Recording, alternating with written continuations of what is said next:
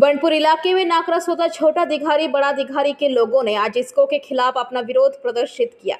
इनका कहना है कि यहाँ पर एक स्कूल है, वह स्कूल के पास एक मैदान है जिस मैदान का यहाँ के लोग कई दशकों से इस्तेमाल करते आ रहे हैं।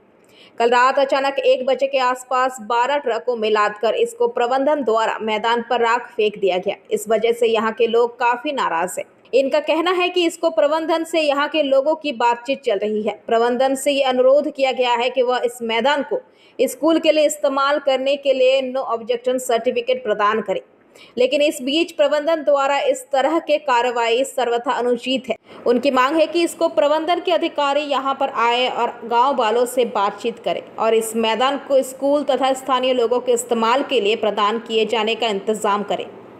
इलाके के लोगों का कहना है कि इसको प्रबंधन के पास इस जमीन की कागजात नहीं है। उनकी मांग है कि स्थानीय लोगों के साथ इसको प्रबंधन के अधिकारियों को बैठना होगा और स्कूल के इस्तेमाल के लिए मैदान के हिस्से को चिन्हित करके इसका स्थायी समाधान निकाला होगा। আমরা এই মাঠটাকে বলেছিলাম যে আমাদেরকে এনওসি দেওয়া হোক এবং তার জন্য আমরা ম্যানেজমেন্টকে চিঠি দিয়েছি যে আমাদের এনওসি দেওয়া হোক, এই মাঠটা আমরা ইউজ করবো স্কুলের জন্য।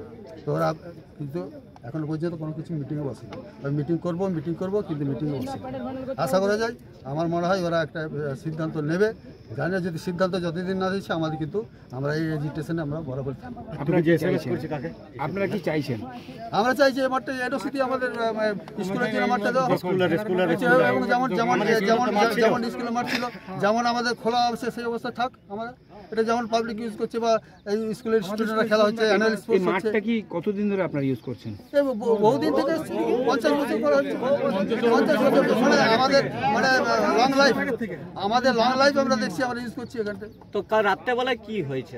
কালকে রাত্রেবেলায় ইন্টেনশনালি ম্যানেজমেন্ট ওরা এই জায়গাটাকে পজিশন ইন্টেনশনালি ওরা পজিশন নেবার জন্য রাত্রেবেলায় কিছু সিএসএফ ফোর্স নিয়ে এসে 10টা ডাম্পারে ওরা মালটা ফেলে দিয়ে ওরা দেখলো যে এখানটা আমরা কিছু করতে পারবো কিনা।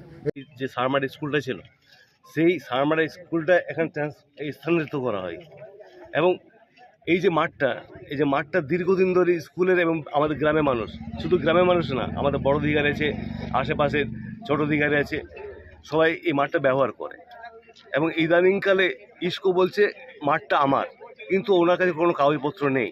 আমরা বারবার বাধা দিয়েছিলাম, বাধা দেওয়ার পর একটা মীমাংসা হয়েছিল যে একটা জায়গায় একটু পোর্শন ছেড়ে দিলে ওনাদের সুবিধা হবে। সেই মতো গ্রামের মানুষ বললো ঠিক আছে, যদি তোমাদের এটা সুবিধা হয় তোমরা ওই জায়গাটা ব্যবহার করো। বাট মাঠটা আমরা খেলার স্বার্থে ছেড়ে দিচ্ছি, এটা মৌখিকভাবে একটা কথাবার্তা হয়েছিল। হঠাৎ কাল রাত্রেবেলায় প্রায় 1টার সময় আমাদেরই গ্রামের ছেলে এখানে ডিউটিতে ছিল, তারা দেখেছে যে ইস্কো গেট থেকে 10টা গাড়ি ওরা প্রিপ্ল্যান করেছিল, আগে থেকেই ঠিক করেছিল যে এরা এখানে ফেলবো মালটা, কেননা যেভাবে ফেলেছে তাতে বোঝা যাচ্ছে। 10টা গাড়ি সাথে ইস্কো আধিকারিক ছিলেন, সাথে সিআইএসএফ ছিলেন, মাঠে ডাম্প করে চলে যায়। তো এটা একটা যেটা করছে একটা গ্রামের প্রতি নির্যাতন, সেটা কোনোভাবেই মানা যায় না। এটা কতদূর আন্দোলনে যাবে সেটা আগামী দিনেই বলবো। তো এখন আপনারা কি চাইছেন? আমরা চাইছি ইস্কো যে ডাস্টটা ফেলেছে ডাস্টটা নিয়ে যাক, আর এটা ইস্কো করতে আসুক, এখানে আসুক। উনি কোন স্পর্ধায় যে এখানে ডাম্পিং করে গেল, এটা আমাদেরকে কথা দেওয়ার পরও মানুষ রাত্রে ঘুমোয়, আসে সময় চোরের মতো এসে এখানে ডাম্পিং করে যাবে, এটা মানা যায়? এক তো গ্রামে যেটা বলেছিল যে কলের ব্যবস্থা, কলের পাইপলাইন ফেলে গেছে কিন্তু কলটা এখন ব্যবস্থা করেনি।